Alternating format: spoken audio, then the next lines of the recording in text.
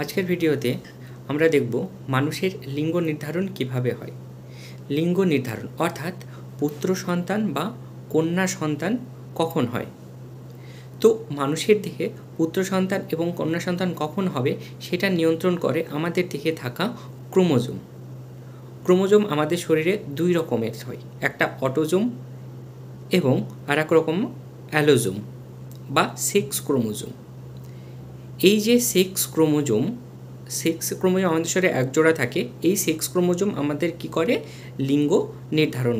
মাতার শরীরে থাকে XX ক্রোমোজোম এবং পিতার শরীরে থাকে XY ক্রোমোজোম। তো পিতার এই XX ক্রোমোজোমের X এবং মাতার XX ক্রোমোজোমের মধ্যে X যখন মিলিত হবে, অর্থাৎ X এর সাথে X যখন মিলিত হবে তখন XX গঠন করবে, আর পিতার Y এবং মাতার X যখন মিলিত হবে তখন XY গঠন করবে। অর্থাৎ যখন XY গঠন করবে তখন হবে পুত্র সন্তান এবং যখন XX গঠন করবে তখন হবে কন্যা সন্তান।